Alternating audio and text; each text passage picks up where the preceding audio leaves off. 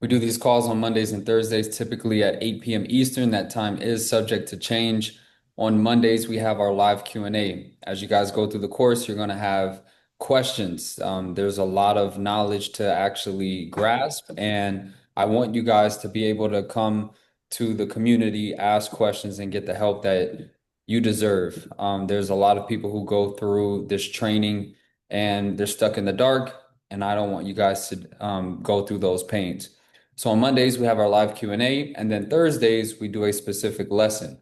So I've been getting this request to go over the deceased claims quite a few times. So today I'm going to talk to you guys about how we can actually help the heirs, the family members, what to do when the homeowner is deceased. This is the most common type of claim that you will face. So it's very important that you understand how to work this strategy. Now, I do have a lot to cover today. I have a nice presentation for you guys. So I am going to click mute all, and then we'll save the end of the call for some questions. All right, so please just make sure that you remain muted. Just check your microphone. I clicked mute all, but just make sure you're muted. Like, for example, Kay, I just see you unmuted yourself. Please make sure you're muted. And now a lot of people are unmuting themselves. Guys, please make sure you're muted. Don't unmute yourself. Okay. So we're going to talk about mastering deceased claims. All right, keyword mastering. I don't want you guys to just know about it and leave the call and say, "Oh, okay, I got the knowledge."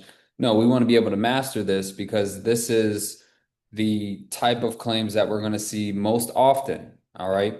Majority of the times, think about it. Somebody didn't pay their taxes because they're passed away, or on the mortgage side, they are gone. So they're obviously not paying the mortgage. All right. So step one is we have to verify the deceased status. So how do we find out that somebody is deceased? Well, there's quite a few ways. The first one is going to be through our skip tracing. And then the second one is going to be through the surplus list indicators. There's going to be keywords that are going to stand out and that will indicate that this person is deceased. All right, so let's start with skip tracing. So if we go and we identify a surplus and we go to our databases, maybe you're using Intellius, maybe you're using Been Verified, True People Search, maybe you have a bulk skip tracing provider like Skip Matrix, Skipify, Batch Data, whatever it might be, these platforms will inform you if somebody is indeed deceased. All right. So you should be able to quickly identify. Now, there are some times where the skip tracing might actually be incorrect. So it's very important that we learn how to do that skip tracing by ourselves. Okay. I like to use Intellius. That's my favorite. I plug in somebody if I want to do an individual search and I get back an age that's like 75 and up. If my skip tracing doesn't inform me if it's deceased or not, I'm still going to go through my methods to find out if they're deceased. All right, I'm going to show you guys some tools and resources that you can use to kind of find out if somebody did indeed pass away. And then when it comes to surplus list or case parties, you guys are going to see keywords right here. EST of, which means a state of, that can be a key indicator that, hey, this person has passed away. It isn't 100% because I have seen moments where they put EST of and that person was actually still indeed alive. But majority of the time, about 98% of the time, if it says EST of, that means that person is deceased. The next one is et al, ETAL, which is a legal term for and others. All right. This as well does not mean 100% of the time somebody is deceased, but majority of the time it does. Heirs of, obviously, they're stating the heirs of the person who passed away is entitled. And then also sometimes you might see living will or trust. So if you have case parties, they'll be identifying them as that. And then also you might see an existing surplus funds list. All right. So why does this matter? Step one, we need to verify that the person is deceased so that we can know that, hey, we're now looking to target the heirs, the family members. We are not looking to target somebody who has passed away. All right, so step one, plain and simple, the foundation of working deceased claims. You have to know if somebody's deceased or not. All right. Step two, we're going to perform some research and actually locate the obituary. All right. So, locating the obituary provides valuable information about the deceased previous owner and also potential family members. So, we're going to go over some resources to actually find this. If somebody has passed away, the first thing that I go to is Google. All right. I search their name and then I put the state and then I put obituary. Example, John Smith, obituary, Florida. Okay. Now, I just used John Smith as an example, but if you guys did come across a surplus client that does have a generic name, then you're going to have to make sure that you have the correct obituary, which isn't always easy. Okay. So when you search obituaries, go into it understanding that when you do this Google search, you might see a few different obituaries. This is why you have to read the obituaries and figure out, is this the correct person? It isn't always that simple. Majority of the time it is, but sometimes you're going to have like multiple people with the same name that passed away, even in the same state. So then you're going to have to take it a step further and cross-reference your skip tracing with the relatives and heirs with the obituary. So if the obituary states, oh, this person passed away and their loved ones are, and then they list out heirs, and you do your skip tracing and you see them listed as possible relatives, then now you can say, okay, I just matched that up. That's actually the correct person on the obituary. So the easiest way is Google. I love to use Google for the obituary search. The next one is going to be specialized obituary sites. Legacy.com, obituary.com. I don't even know how to say that next one. Ecovita.com, dignity.com. Okay. Those are obituary sites where you can go, you can type in somebody's name. It possibly might pop up, but majority of the time I use Google. All right. Legacy.com, I've seen, and obituary.com have been the most common sites that people would have. And then also, I want you guys to understand, because you're going to run into this. Don't think that you're doing it incorrectly. Some people's obituaries are blank. I feel so bad for them that nobody took the time to, lay out their life story or list out loved ones, relatives, post pictures, things of that nature. But it happens. Another thing too is not everybody actually has an obituary. Some people pass away and an obituary is not even made. Majority of the time it is, but there are some circumstances where you will not find an obituary for that person. You can also reference libraries. Public libraries have like postings from newspapers. They would post obituaries, things like that. So that is another source. I don't really use that, but there are some like public libraries that are even online that have a database where you can search obituaries, and that can be a good resource for you. Ancestry.com has historical obituaries and death records along with genealogy. So that is a tool that you guys can use as well. Now, when we find out that somebody has passed away, we want to gather certain information because we're going to need this at a later time. You need to know the full name of the person who passed away, the date of the death, and the place of the death. All right. Now, typically, if we're working with an heirs, we can find out all of this information. All right. So you may not be able to find all of this online initially, but when we communicate with the family members, you can. All right, step three. Now, this is where the mastery comes into play because it's easy to find out, hey, this person passed away, but we need to know the legal hierarchy for claim eligibility. All right, we need to understand the intestate succession laws. Okay, so Typically, the spouse is generally the first in line to claim the deceased assets. All right. And also, if they were joint with rights of survivorship or tenants in common on the deed, they're both listed, the spouse is going to be able to claim the remaining amount. Children, if there is no surviving spouse, or if the spouse has also passed away, the children are next in line.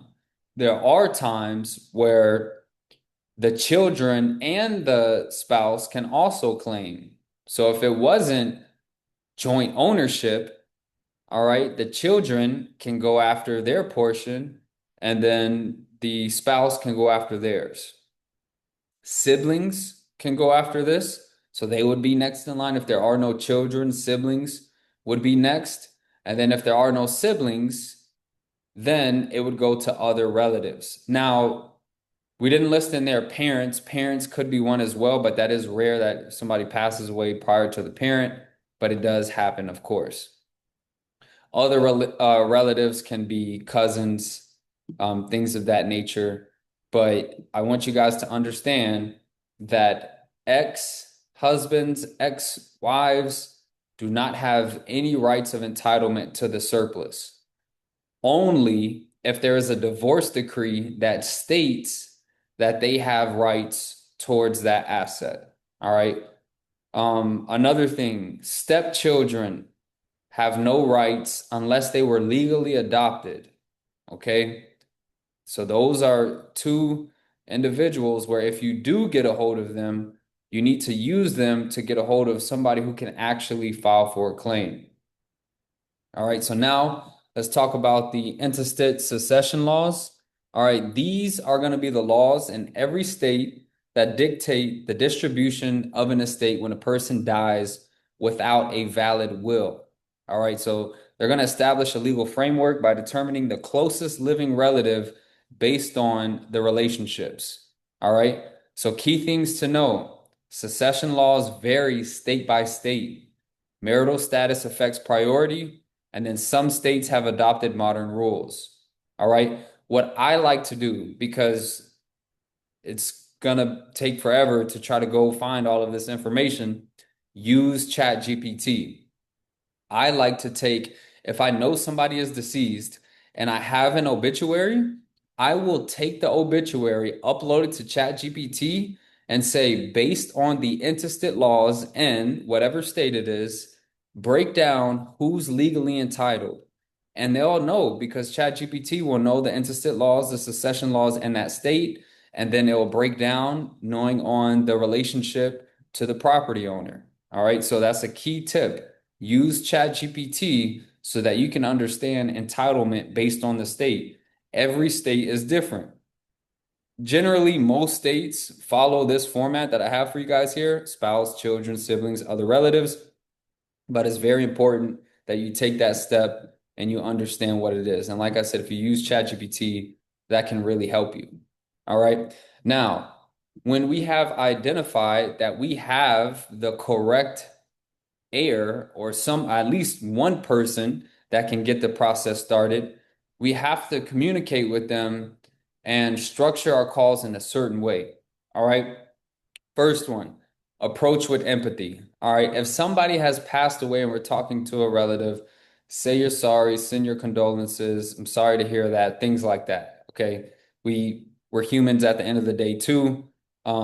Especially if we're dealing with individuals where their parents passed away and maybe they're living in the property and now the property is foreclosed. So now they have to get evicted from the property, or there's a property that was owned by everybody in their family. I'm talking about grandparents, parents, and it's really sentimental.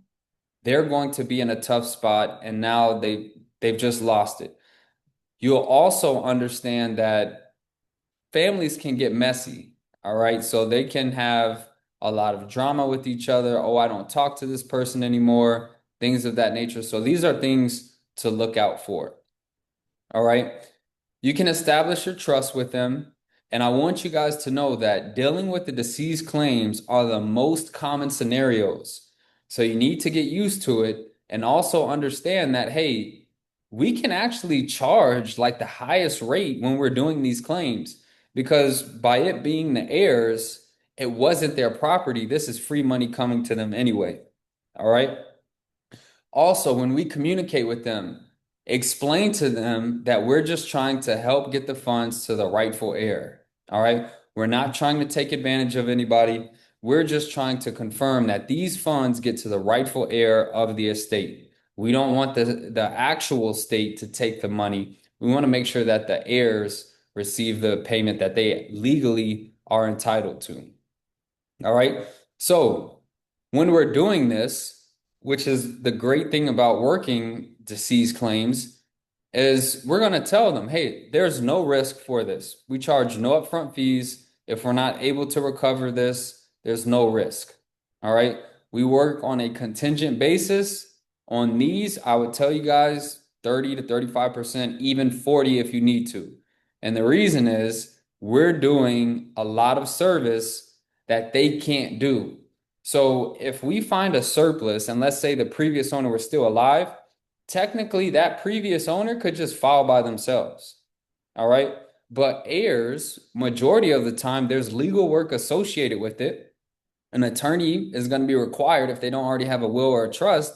We might to establish a probate, summary of administration, and a state representative, things like that. And that comes with legal costs and the wherewithal. And if they don't understand how to do that, we have the advantage. All right. So we are going to position ourselves as a valuable solution because first they might have been unaware or actually unable to be able to even access these funds. So we have extreme value, and ideally, you guys can charge more for these deals. Now, if they're talking to other companies, yes, maybe you can possibly lower your success fee.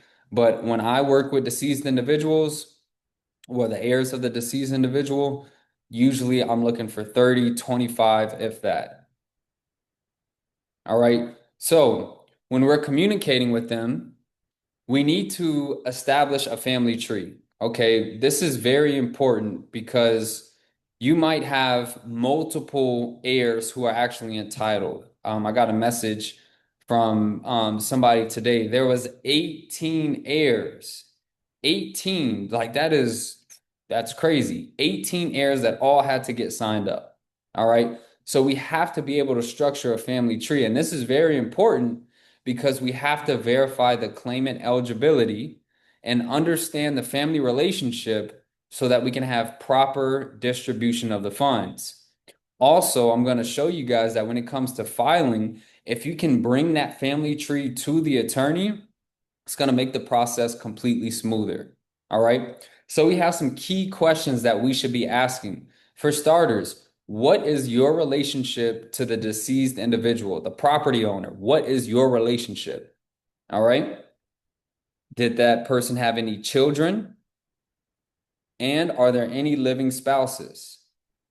Then we want to ask, are there any living siblings or even parents?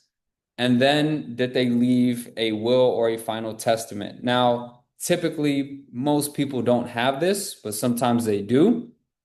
Also, for those who were on the call on Tuesday, when I went over the live deal that I was working on, the contact that we reached out to, she said, "Yes, I am the daughter and the estate representative." So sometimes people have already gone through the probate process and there's already an appointed estate representative.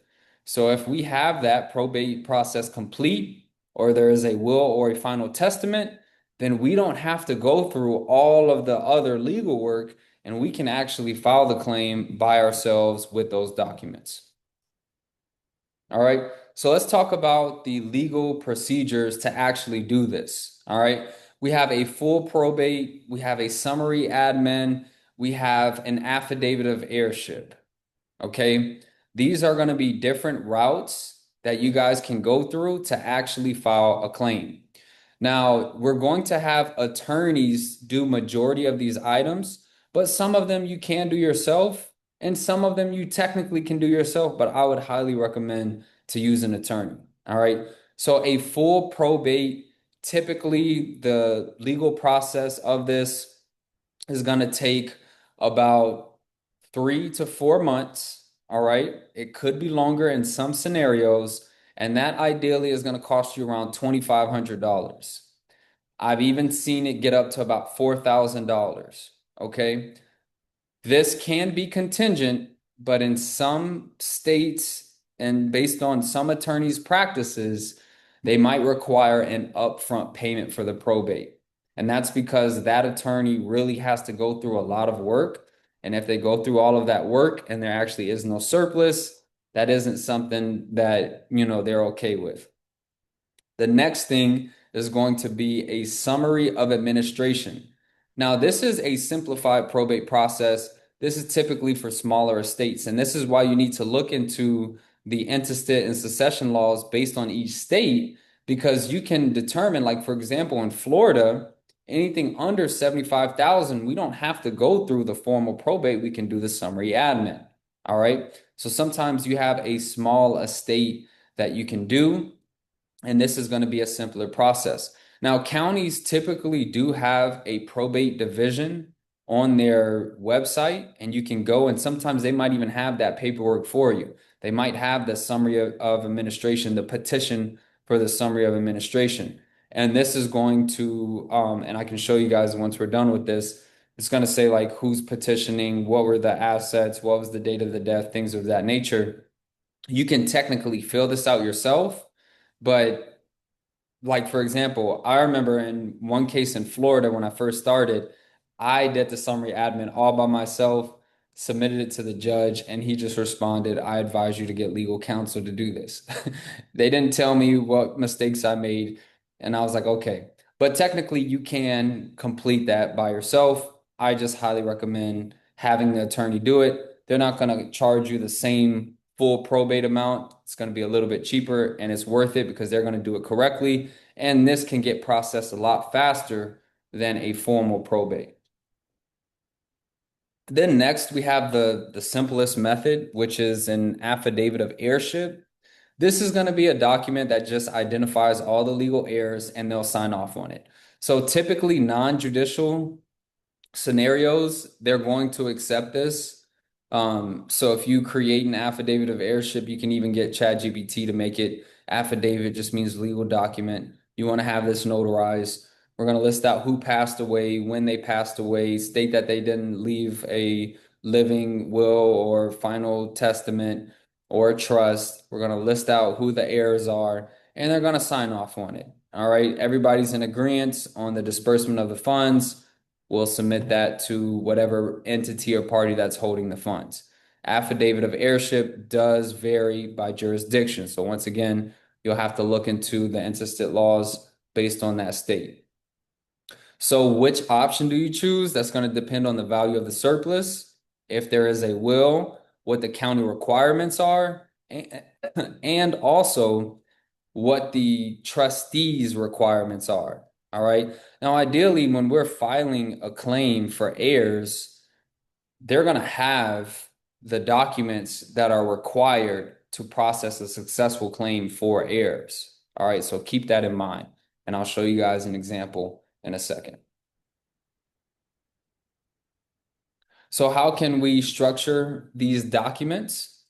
All right. Once we have a claimant that we understand, hey, this is the rightful heir, we've established, which route we're going to pursue. There are some things that you guys need. Okay. The death certificate. This is very important. All right. Sometimes the heirs that you're communicating with might already have the death certificate. That's perfect. If not, you can obtain it on vitalcheck.com. All right. Vital Check, you cannot access this as a third party. All right. So we're gonna go to Vital Check, but when we request it, they're gonna ask, is it the attorney requesting it? Is it a family member?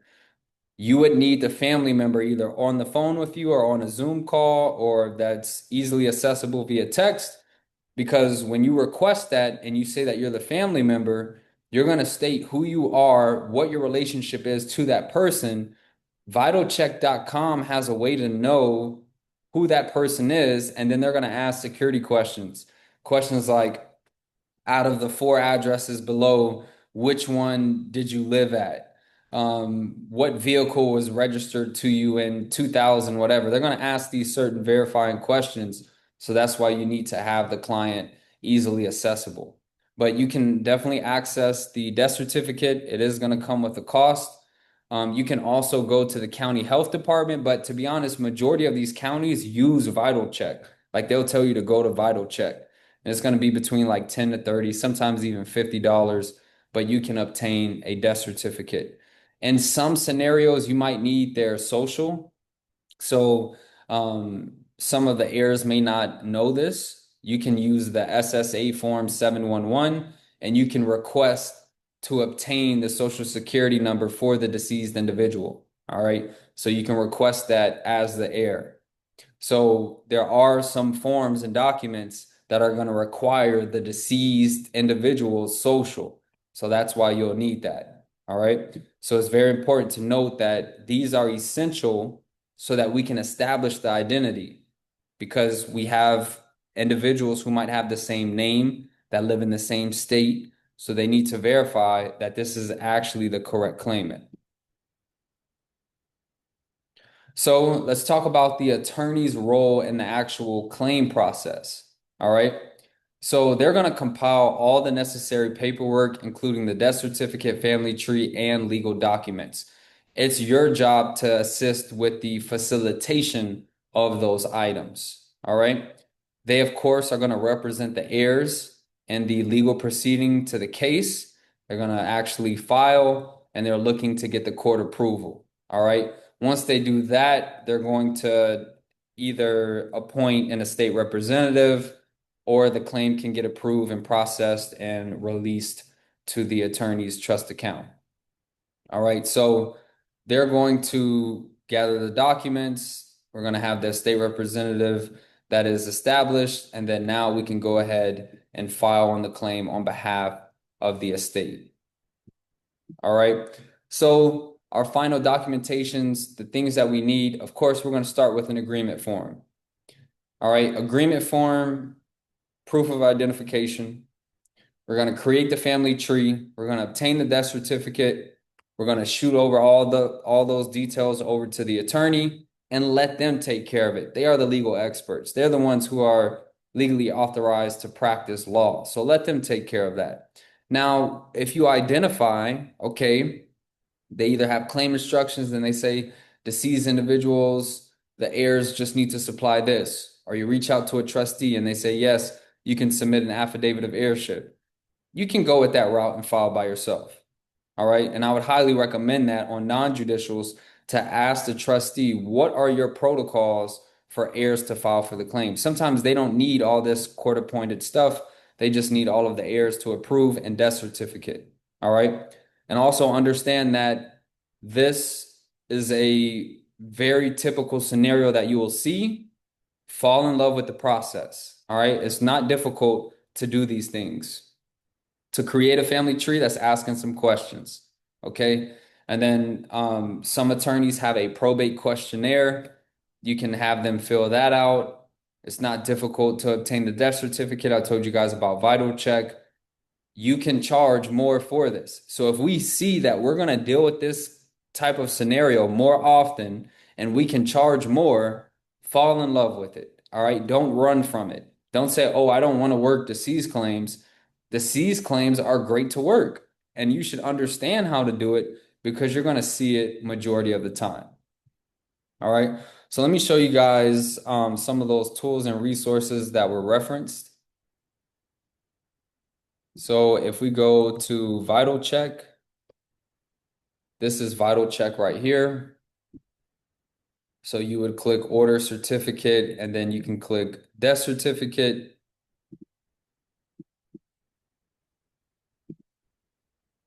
You would hit Start Order. You would choose the state that they passed away, the city. You would need to know things like that. Date of death. These are all things that you need to know in order to fill that out. And we went over that on the training. We also have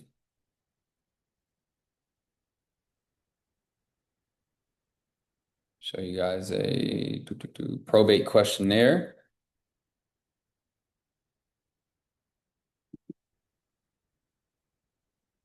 Probate questionnaire, I believe, is in the course already, but here it says